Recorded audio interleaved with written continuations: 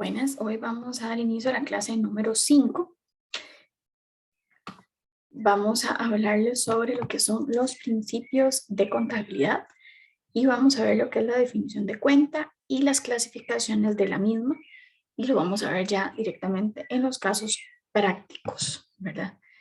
Eso es lo que vamos a trabajar el día de hoy. Vamos a iniciar con un poquito de los principios de contabilidad para que ustedes los conozcan. Esto sí es un poquito más teórico. Son muy aplicados a todo lo que vamos nosotros a trabajar sobre contabilidad. Absolutamente a todos los vamos a ver, los vamos a usar. Son como una guía, ¿verdad? Para realizar todo lo que vayamos a hacer en cuanto a asientos, en cuanto a registros, en cuanto a libros, todo lo vamos a ir guiando por ahí. Vamos a dar inicio con esta.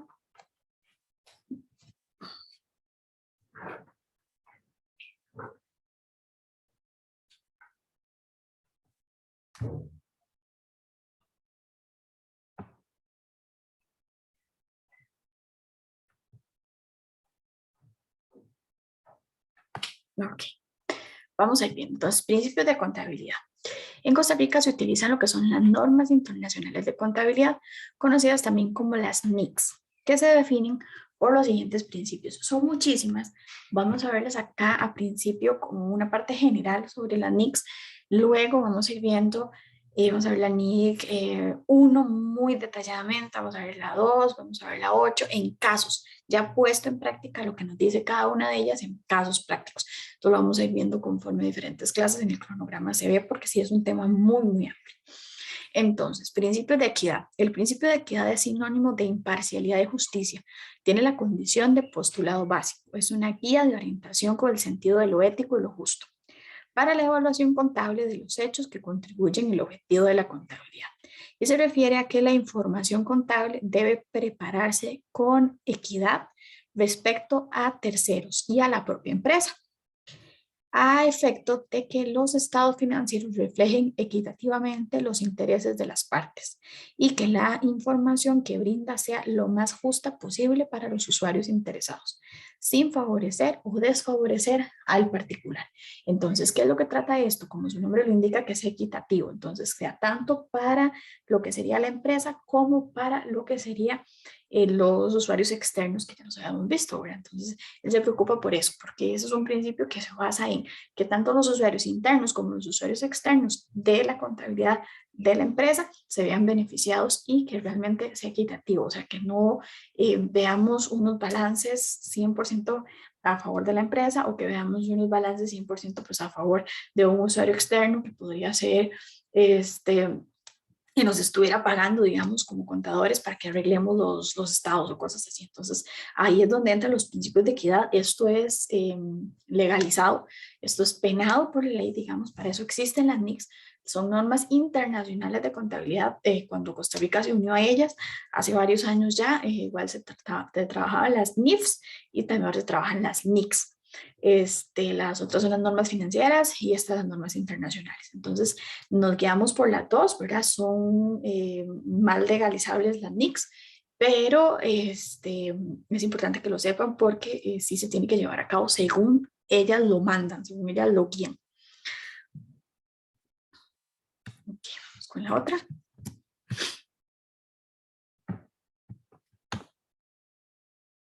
Ok, vamos con el 2. Dice principio de ente.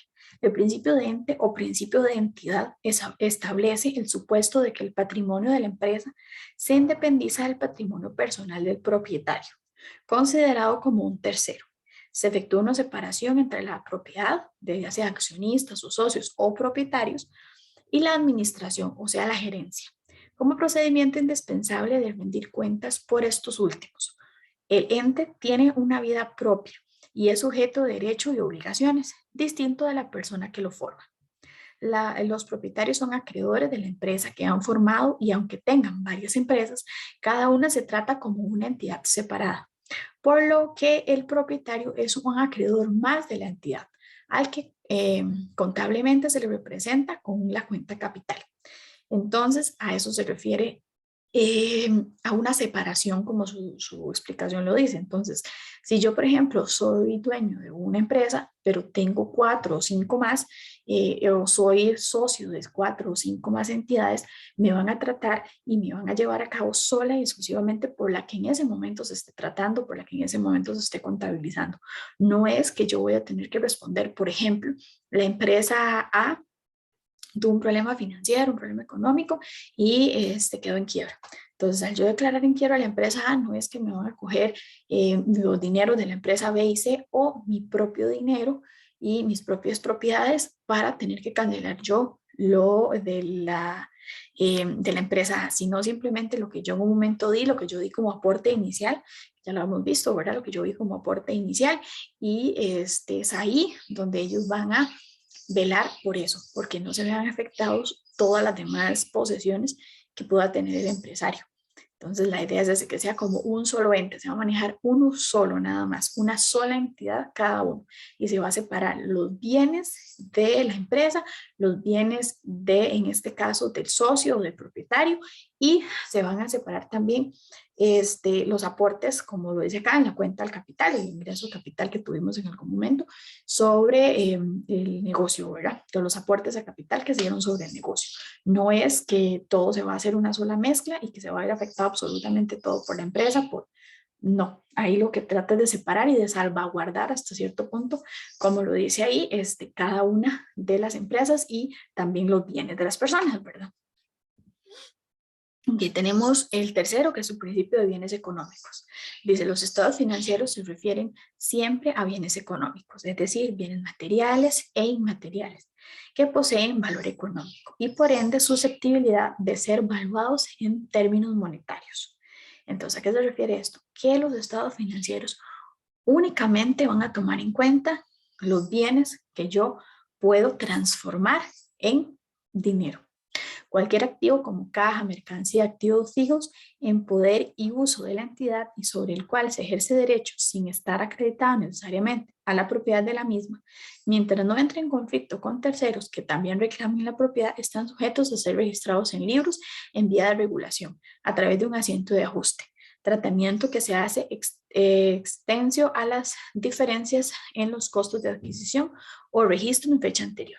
Entonces, ¿a qué se refiere esto? A que en un caso de que la empresa tenga algún problema financiero y tenga algún asunto de quiebra o algún problema tenga una auditoría y haya pues algún problema, aquí lo que vamos a ver es los estados financieros únicamente. Entonces, en los estados financieros, ¿qué es lo que vamos nosotros a registrar? Vamos a registrar bienes económicos, materiales o inmateriales, pero que sean bienes que posean ese valor, o sea, los bienes que tenemos ahí. Entonces, pero en este caso los activos, como lo que es caja, lo que es mercadería, activos fijos, lo que es como el menudeo de la empresa, lo que se está usando el menudeo de la empresa, eso no lo vamos a tomar entre los estados financieros. ¿Por qué? Porque eso lo podemos nosotros ajustar con lo podemos ajustar dentro de los libros contables y lo podemos hacer como dice su nombre, se llama un asiento de ajuste. Entonces yo lo que tomo en cuenta es que en este momento de todo el patrimonio de mi empresa, yo puedo decir, ok, en cajas, en mercadería, en activos, tengo tanto y tanto y tanto, esto no lo voy a meter, lo voy a hacer únicamente como un asiento de ajuste para que los bienes económicos sea únicamente los bienes que tengo, que tiene la empresa como tal, los que vayan a estar dentro de los estados financieros, no lo que yo uso para el día a día, esa es la idea.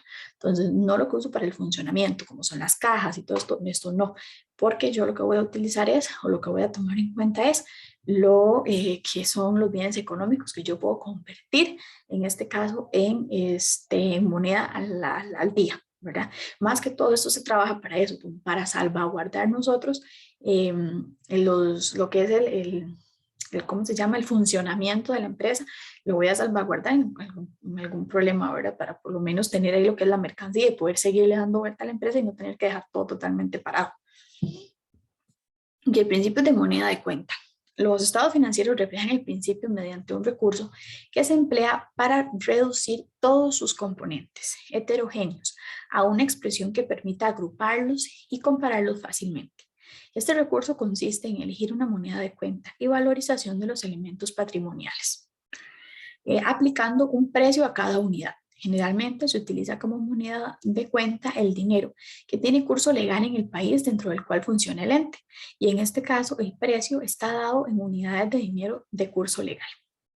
En aquellos casos donde la moneda utilizada no constituye un patrimonio estable de valor en razón de las fluctuaciones y que se experimenten, no se altera la validez del principio que se sustancia por cuanto es factible la corrección mediante la aplicación de mecanismos apropiados al ajuste. Entonces, ¿qué es lo que quiere decir el principio de moneda de cuenta? Es que todo lo que sea el patrimonio, todo lo que yo tenga, que acá todo hablamos de patrimonio, todo lo que sea el patrimonio de la empresa como tal, yo la tengo que tener valorada. En este caso, por ejemplo, tengo que valorada en colones.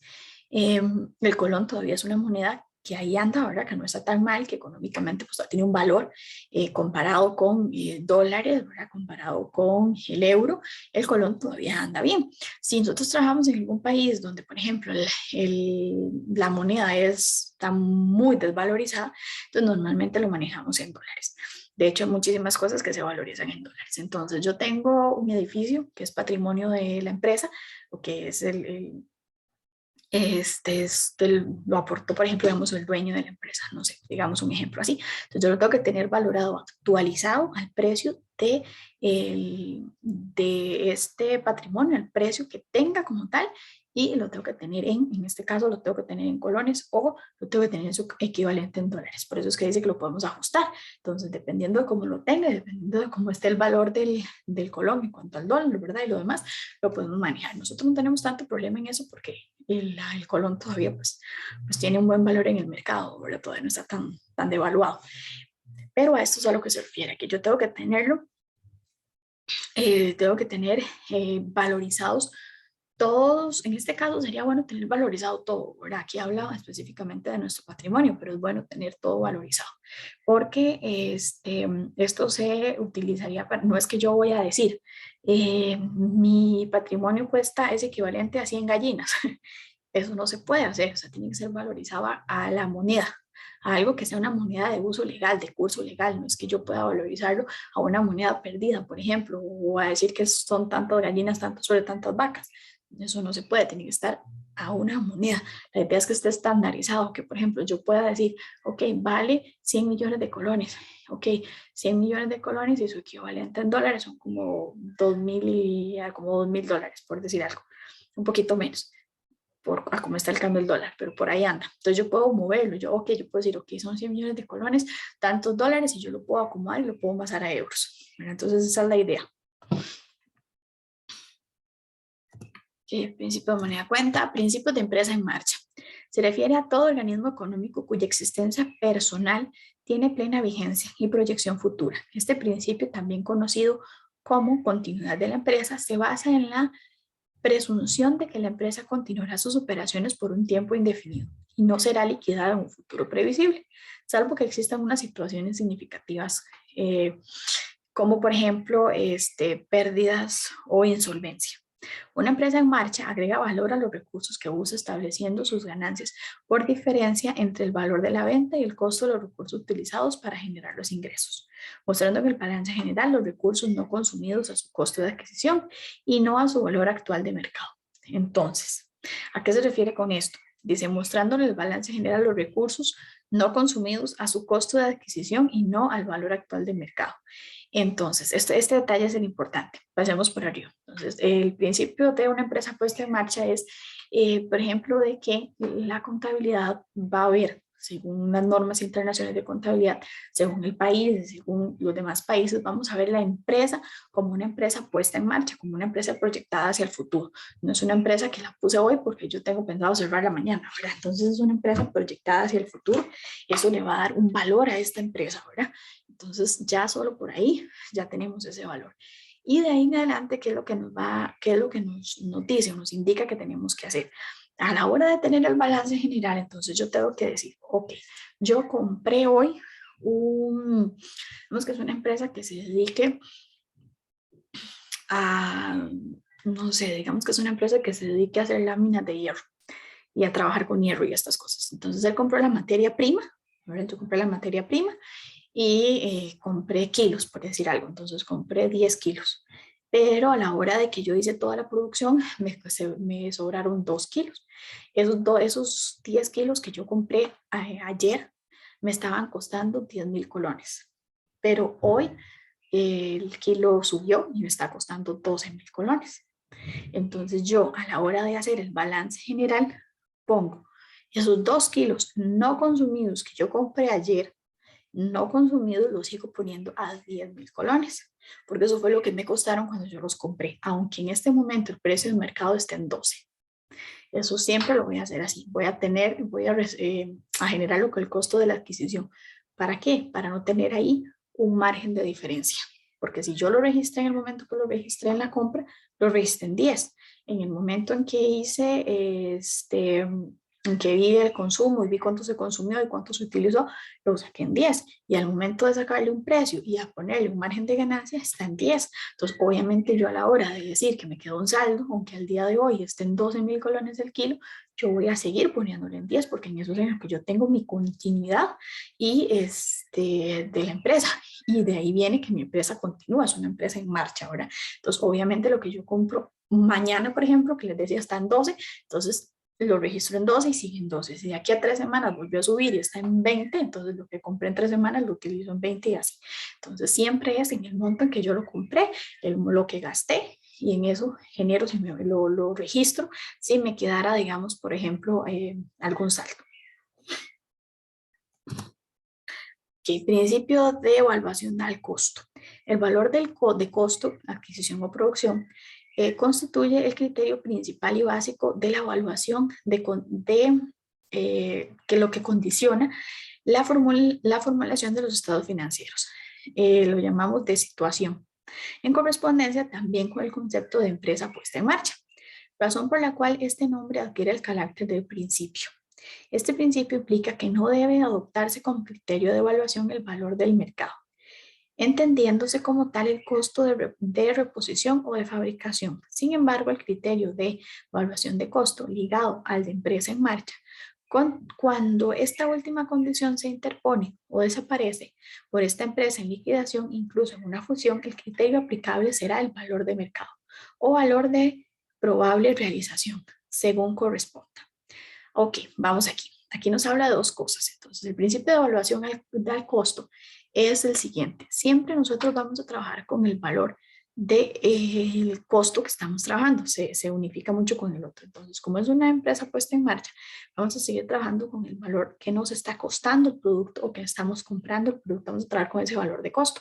No vamos a trabajar con un valor de mercado, sino con el valor de costo. De ahí es donde vamos a sacar nosotros la situación de la empresa con nuestro valor de costo.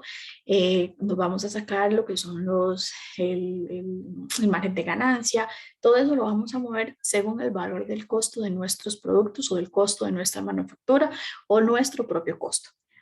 Pero hay una cosa importante. En el momento en que la empresa dice, ok, vamos a liquidar, ahí sí vamos a utilizar el valor de mercado. O por ejemplo, nos vamos a fusionar, vamos a utilizar el valor de mercado. O por ejemplo, la empresa va a desaparecer, entonces también vamos a utilizar el valor de mercado. ¿A qué me refiero con esto? Vamos a verlo en un ejemplo para que nos quede más claro. Sigamos con la misma empresa que veníamos hablando, que produce metal. Digamos, yo tengo una fábrica bastante grande donde yo compro al por mayor, la cantidad es bastante grande, tengo un buen volumen de compra. Y a la hora de que yo saco el producto terminado, yo lo estoy sacando en 100 colones, por decir algo. Pero a nivel de mercado anda en 120 colones.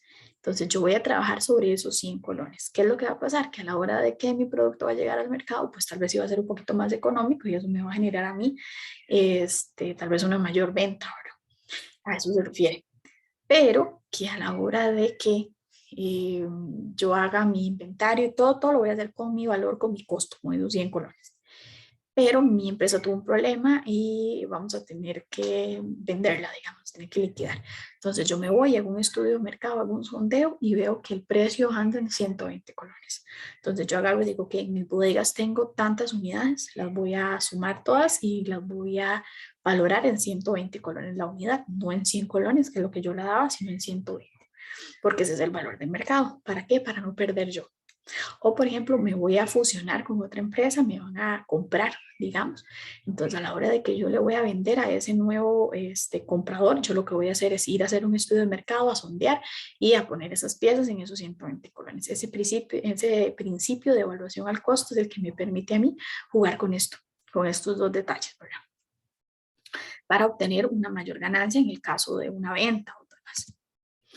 El principio de ejercicio. El principio de ejercicio significa dividir la marcha de la empresa en periodos uniformes de tiempo, a efectos de medir los resultados de la gestión y establecer la situación financiera del ente, cumplir con las disposiciones legales y fiscales establecidas, particularmente para determinar el impuesto a la renta, la distribución de resultados. En esta información periódica también están interesados terceras personas, como es el caso de entidades bancarias y potenciales inversionistas. ¿A qué me refiero con este principio de ejercicio o, como decía ahí, el periodo? Ok, yo voy a dividir mi empresa en, puede ser, normalmente sería en 3 periodos, ¿verdad? Puedo dividirla, ¿para qué? Para estar haciéndole una evaluación completa, para yo ir proyectando cuánto voy a tener que pagar en venta, para ir proyectándome cómo está mi empresa, cómo estamos en todo eso, nos va a dar un parámetro como general de mi empresa. Entonces, por ejemplo, puedo hacer un cierre, que es lo que se conoce como un cierre. Yo puedo hacer un cierre cada mes, puedo hacer un cierre cada 2, cada 3, eso dependiendo de mi empresa. Cada empresa hace los cierres diferentes y cada empresa lo maneja distinto. Pero ustedes han escuchado mucho ese término de que la empresa está haciendo un cierre, tac, tac, más o menos va por ahí. Es este principio del periodo. Entonces, yo puedo definirlo dependiendo de la razón social de mi empresa, puedo definirlo dependiendo a mis usuarios internos, a mis usuarios externos, ¿verdad? Entonces, yo puedo definir eso dependiendo a cómo yo lo quiera manejar. Pero tengo que hacerlo, la NIC me lo pide y es una obligación legal para hacerlo. Entonces, en el momento, por ejemplo, que me caiga una auditoría, que me viene a revisar, entonces me va a decir, ok, ¿cuántos cierres de periodo hay? ¿Dónde están los estados de esos cierres? ¿Dónde está todo? ¿Verdad? Entonces, para eso es que se maneja así. Ok, principio de devengado. Devengar significa reconocer y registrar en cuentas a determinadas fechas, eventos o transacciones contabilizables. En la aplicación del principio de devengado se registran los ingresos y gastos en el periodo contable al que se refiere. A pesar de que el documento de soporte tuviera fecha del siguiente ejercicio o que el desembolso puede ser hecho todo en parte en el ejercicio siguiente, este principio elimina la posibilidad de aplicar el criterio de lo percibido para la atribución del resultado. Este último método se halla en la marca de los PSGA. Entonces, vamos a desmoronar esto, ¿verdad? Vamos a desmoronar esto un momentito. Entonces, el principio de vengado, ¿qué es lo que nos pide a nosotros? Ahí, vamos a ver. Vamos a revisar acá un segundito.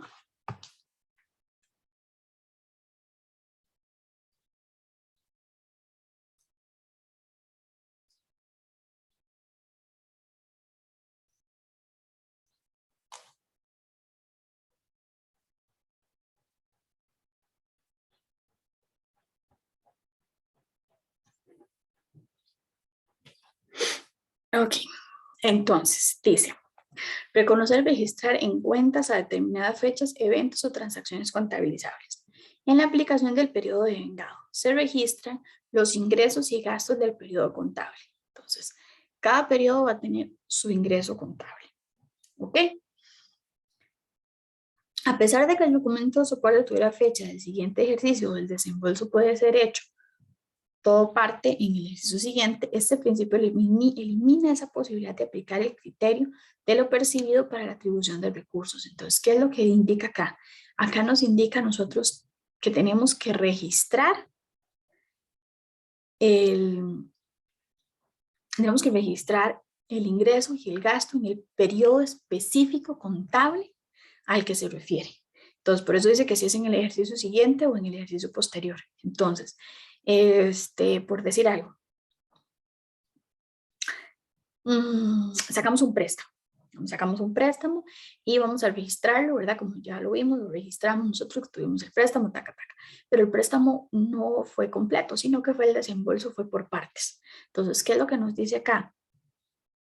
Que aunque el préstamo fue hecho completo en el mes de abril, yo voy a tener que determinar que en el mes de mayo se hizo un desembolso, que el otro se hizo el otro desembolso y que en el otro se hizo el otro desembolso. Yo voy a tener que hacerlo aunque el grande y el préstamo tenga una fecha establecida del periodo que está, yo tengo que reconocerlo, registrarlo en la fecha en que el evento está transcurriendo, no pude, en que el evento transcurre, perdón, en que el evento está transcurriendo, ay no, en que el evento transcurre, en que el evento se dé, pues. Entonces, si yo lo registré, que el préstamo yo lo obtuve y me lo dieron, por ejemplo, para una construcción, ejemplo de que yo voy a hacer una construcción dentro de mi empresa.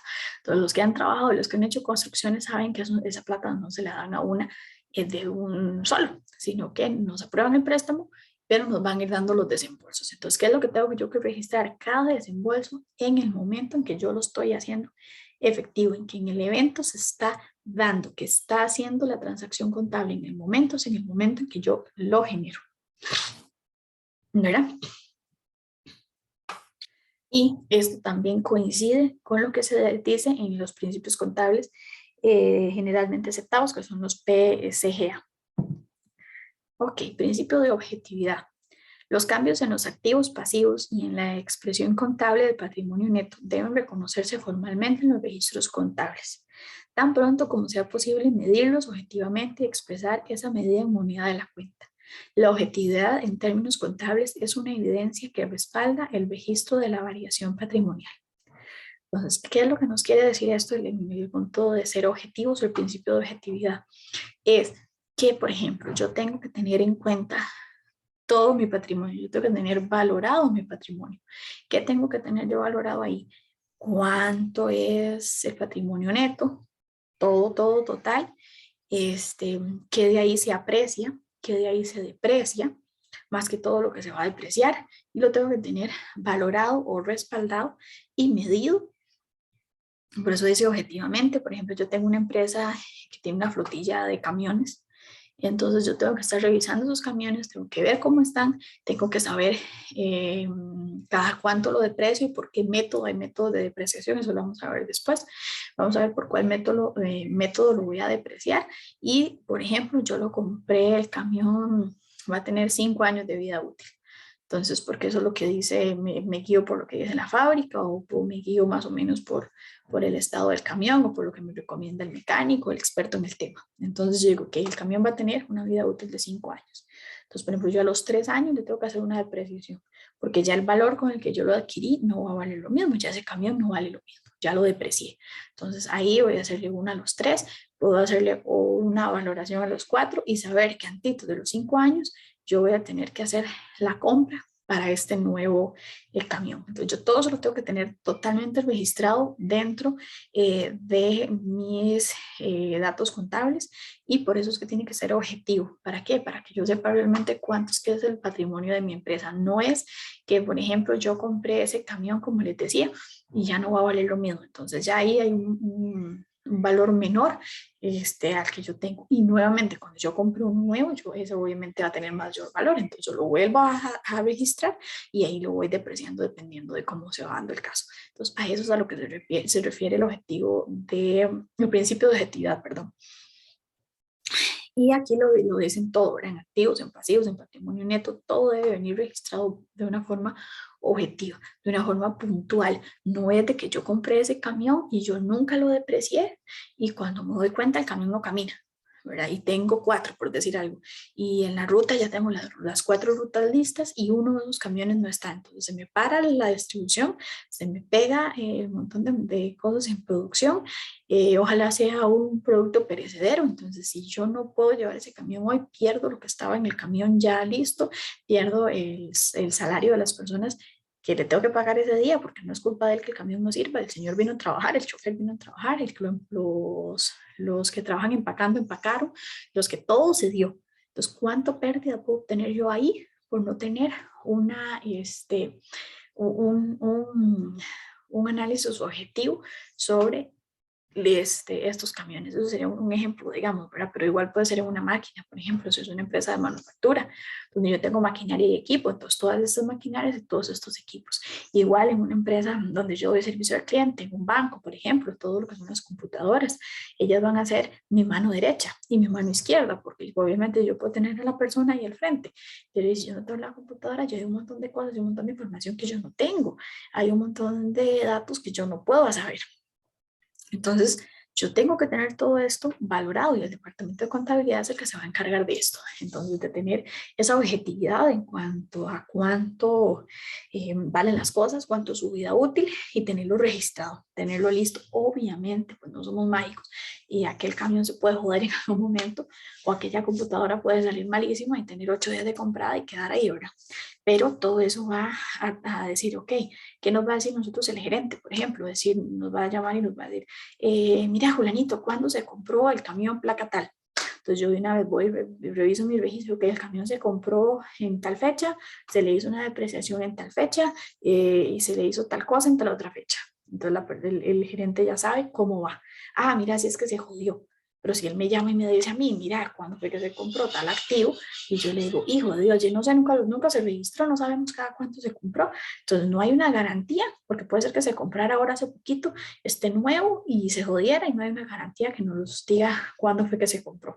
Hay empresas sumamente grandes donde se compran volúmenes de ciertas cosas, igual inclusive hasta en materia prima. Entonces esto de la objetividad tiene un sentido increíble y el que lo tenemos que utilizar. Que realización. Todos los resultados económicos solo deben computarse cuando sean realizados, o sea, cuando la operación que lo origina queda perfeccionada desde el punto de vista de la legalización o prácticas comerciales aplicables y se hayan ponderado fundamentalmente todos los riesgos inherentes a tal operación. Debe establecerse con carácter general que el concepto realizado participa en el concepto de vengado. Entonces, ¿a qué se refiere esto? En un español muy tico es a no contar los pollitos antes de nacer. Entonces, yo no puedo registrar de que yo voy a vender supuestamente 1 millón de colones de la producción que estoy haciendo porque ni siquiera la he terminado y no la he vendido. Entonces, yo no puedo decir y yo no puedo registrar algo que yo no he hecho, que yo no he terminado, un proceso completo que no se haya hecho, yo no lo puedo registrar. Entonces, por ejemplo, ¿verdad? Que lo vimos antes en por ejemplo, cuentas por cobrar. Entonces yo lo genero como una cuenta por cobrar, suponiendo que me la van a cobrar, que me la van a pagar, perdón. Pero, ¿qué pasa si, por ejemplo, yo le vendí a Ana y Ana me pagó 100.000 colones y me quedé viendo 50? Yo hago el registro correspondiente, veo que los 50.000 colones quedaron ahí, lo registro como una cuenta por cobrar al plazo que yo le di para cobrarlo, digamos a 15 días. Si en 15 días, pues ella no me pagó, te toca hacer la gestión, ¿verdad? Para eso existe un departamento de cobro. Entonces, el departamento de cobro, pues hace la gestión 1, 2, 3 veces, dependiendo de la política de cobro que yo tenga. Y si eso no se paga, yo tengo que generar un asiento contable que se llama un incobrable, ¿verdad? Normalmente lo manejan así como una cuenta incobrable. Y esas cuentas, solo que hace es cancelarme a mí el asiento que yo hice para esta otra cuenta por cobrar. Entonces esos 50.000 colones yo los doy como una pérdida, como incobrable, porque a mí me tiene que cerrar. Aquello que yo registré tiene que decir, ok, o cayó en un efectivo, cayó en bancos, en una cuenta de bancos, o yo lo hago como un incobrable, porque acá yo no puedo generar y no puedo tener cosas contabilizadas que no se dieron en la vida real. Yo no puedo imaginarme las ventas, no puedo imaginarme que el cliente vino, no puedo imaginarme las cosas, tienen que ser cosas realizadas, cosas llevadas a cabo, que ya yo terminé el proceso, como acá lo dice. Ok, principio de prudencia. Significa que cuando se debe elegir entre dos valores por un elemento de activo, normalmente se debe optar por el más bajo o bien que una operación se contabilice de tal modo que la cuota del propietario sea menor. Este principio general se puede expresar también diciendo contabilizar todas las pérdidas cuando se conocen y las ganancias solamente cuando se hayan realizado. Vamos por lo mismo, va muy ligado con el que estábamos viendo anteriormente. El principio de prudencia, como su nombre lo indica, es sea prudente, no haga las cosas de una vez. Entonces, nosotros como contadores tenemos que cuidarnos muchísimo las espaldas. porque en un caso del gerente o en un caso de los dueños o los demás, cuando hay un problema donde llegan a tocarle a uno la puerta, ¿verdad? Y mira, es que usted no registró tal cosa, mira, es que usted tal otra. Entonces, los papelitos hablan, por eso es que nosotros tenemos que ser prudentes al trabajar. Vea que hasta en la NIC está que tenemos que ser prudentes. Este principio de prudencia es muy importante. Entonces, tenemos que más bien pensar en todas aquellas posibles pérdidas que podamos tener, llevarlas a cabo súper contabilizadas, así lo más que se pueda, y hasta que hayamos terminado y hasta que veamos que la ganancia está ahí, que nos dice, ok, está en banco, ya hicieron el depósito, el cheque no rebotó. Yo no puedo decir, yo vendí tanto con un cheque tanto, lo hice, lo metí en bancos, pucha, y el cheque me rebotó. Entonces, ¿qué pasa? Ese dinero nunca entró en la empresa y yo ya la registré y el dinero nunca entró.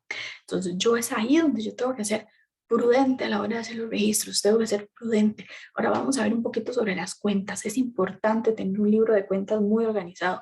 Es mejor, no es mejor un libro de cuentas lleno de cuentas tontas, es mejor un libro de cuentas específico y puntual, donde yo pueda de una vez llegar, ligar y acomodar, que cualquier cosa así medio al libro de cuentas inmenso, tampoco es la idea. Entonces, todos esos detalles son importantes, todo eso lo vamos a tener que ir tomando en cuenta, ¿verdad? Ok, principio de uniformidad.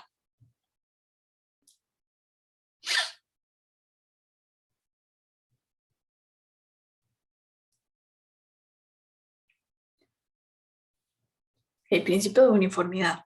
Este principio de contabilidad establece que una vez elaborado unos criterios para la aplicación de los principios contables, estos deberían mantenerse siempre que no se modifiquen las circunstancias que participaron en dicha elección.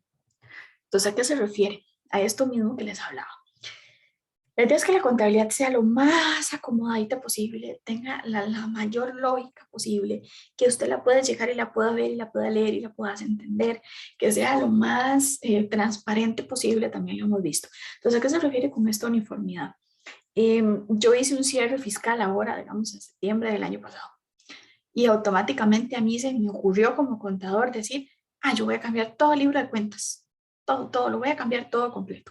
Entonces ya cajas no se llama cajas, le voy a poner a cajas efectivo, a bancos ya no le voy a poner bancos, le voy a poner depósitos, eh, este, a, a mis gastos no les voy a poner gastos, les voy a poner salidas taca taca y pucha. Entonces, a mí ese me va a hacer un desorden y ya no va a haber esa uniformidad porque yo voy a venir leyendo los estados de resultados, yo voy a venir leyendo los balances generales y de un pronto a otro yo llego a otros estados donde me dice totalmente otra cosa, a otras cuentas donde totalmente es otra cosa y ya no hay esa uniformidad, ese,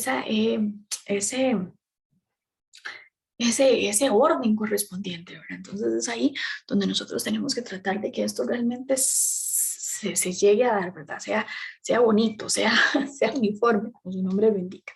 Eso es muy importante. Ok, principio de materialidad. Al considerar la correcta aplicación de los principios generales y de las normas particulares, debe necesariamente actuarse en sentido práctico. El principio de significación, también denominado materialidad, está dirigido por dos aspectos fundamentales de la contabilidad: cuantificación o medición del patrimonio y exposición de partidas de los estados financieros. Entonces, ¿qué es lo que vamos a ver aquí en los principios de materialidad? Es que yo realmente tenga bien cuantificado o bien medido mi patrimonio, bien medidos mis ingresos y bien medidos mis gastos. De eso es lo que habla. Entonces, ahí habla de lo que es la exposición de partidas de los estados financieros, las partidas lo que habla de acá, la partida doble de ganancias, que haya una forma de que, por ejemplo, yo llegue a ver los papeles, que yo llegue a ver mis estados, que yo llegue a ver mis balances, que yo llegue a ver mi estado de situación y que yo realmente pueda materializar todo lo que yo tengo en, en físico, en dinero. O sea, que yo realmente lo tenga todo contemplado. Vean que hay muchísimas empresas que yo siento que es la política pues, más sana, la forma más sana de manejarlo. Hay muchísimas empresas donde lo que se hace es que se plaquean las cosas. Entonces, todo tiene placas. Todo, el escritorio tiene placas, la mesa tiene placas, la silla tiene placas, la computadora tiene placas, todo tiene una plaquita. Entonces, ¿qué es lo que hacen esta plaquita? Esta plaquita lo que me ayuda a tener un inventario de activos, me ayuda a tener un inventario, valga la redundancia, de inventario de materia prima.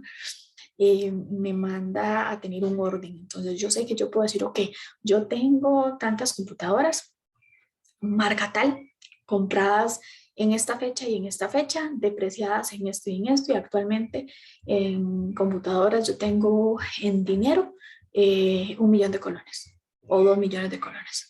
Ok, en material de oficina tengo guardado material de oficina en esto o al último corte, que el último corte tiene que ser pues un día de estos, ¿verdad? No es que tenga un corte de 3 meses, más en material de oficina, que es algo que se utiliza todos los días.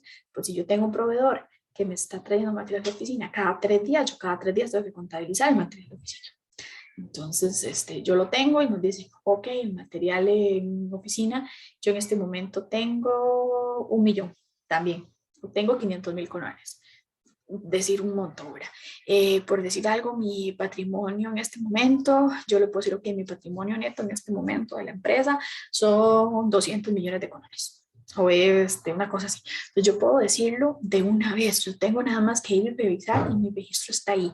Entonces yo puedo que tenga materialidad, que realmente sea, como dice ahí, que tenga una significación, importancia relativa. No es que las cosas estén ahí, yo no tengo nada, yo no sé nada. No, yo tengo que tenerlo especificado y listo. Ok. El principio de exposición. El principio de exposición, también denominado revaliación suficiente, implica formular los estados financieros de forma comprensible para los usuarios. Tiene relación directa con la presentación adecuada de los grupos contables que agrupan los saldos de la cuenta para una correcta interpretación de los hechos registrados. Entonces, el principio de exposición es un principio que ya hemos visto varias veces, que ya se los he hablado varias veces, y es que todo tiene que ser lo más claro posible. No es que yo voy a hacer un desorden a la hora de registrar y no se entiende nada. No, yo tengo que tener puertas abiertas en mi información contable. La información es muy sensible. El contador tiene la información más delicada de la empresa y tiene que estar ahí para los usuarios de la contabilidad, para todas aquellas personas que lo necesiten. Que si a mí el dueño de la empresa o uno de los accionistas llega y me dice, mira, Julanito tal, yo necesito que usted me dé toda la información pertinente porque vamos a sacar un préstamo. Pues chica, y yo voy a llegar en ese momento y le voy a dar los estados financieros y él los va a llevar al banco y que le van a decir, pero ¿qué son esos estados financieros, verdad? Que ni siquiera tienen pie ni cabeza, ni tienen forma, ni nada por el estilo. Eso no se puede. La idea es que esa exposición esté ahí, que yo la pueda ver, que yo lo tenga y que lo tenga ordenado y que lo sea entendible. Entonces, ¿qué es la idea? Que cualquier persona, aunque no tenga la más mínima idea de contabilidad, pueda entender un poquitito el estado financiero. Esa es la idea. Hay que basarse en ese principio para poder generar todo lo que vayamos a generar. Y eso es lo para cualquier persona. Y que cualquier persona me puede decir, ah, ok, mira, si esto más o menos lo que me dices esto y esto, ok, perfecto.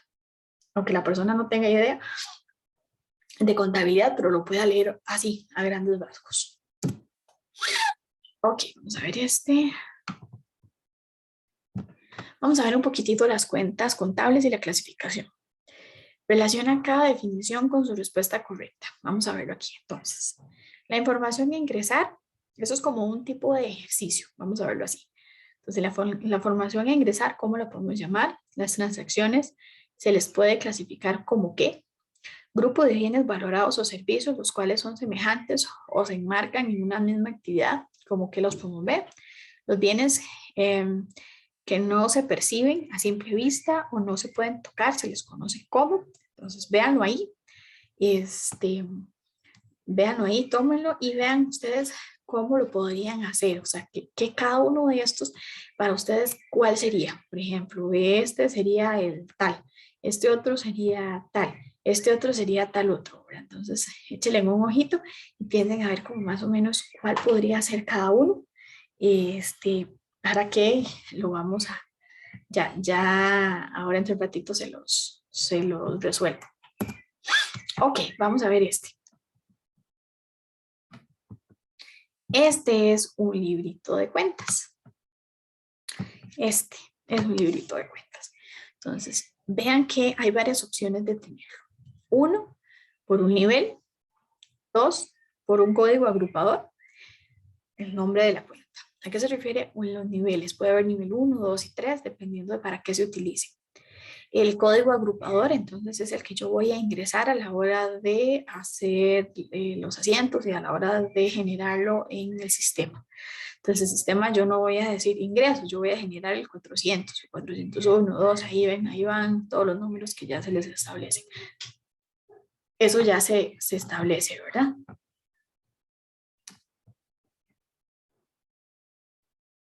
Entonces, esta va a ser la cuenta. Entonces, la cuenta tenemos. Como les decía, la podemos ver o por número, entonces así se va a ir agrupando todo lo que yo registro como 400, automáticamente se me va a ir ingresos, todo bueno, aquí hay 2 ingresos, no sé por qué, este fue un ejemplo que cogí de internet, pero cada quien lo va a ir haciendo, entonces, bueno, ve aquí costos, costo de ventas o servicios, compras, devolución, entonces esto más o menos es un librito de cuentas. Como lo digo, como se los he dicho anteriormente, cada quien lo registra como quiere, lo especifica como quiera a la hora de que el sistema contable se da, el sistema solito, ¿verdad? Y nos va a generar a nosotros casi siempre el libro de cuentas. Esto se sienta uno el contador y lo estabiliza y piensan en cuáles van a ser las cuentas que vamos a utilizar. Normalmente, como les digo, a la hora de hacer el sistema, ya ellos traen algunos tipos de borradores, ¿verdad? De libros de cuentas y nos dicen, mira, tal vez sirve esto, sirve el otro, dependiendo de la razón de la empresa y lo demás. Entonces, eso es más o menos para que ustedes tengan el ejemplo del libro de cuentas. Ok, ahora vamos a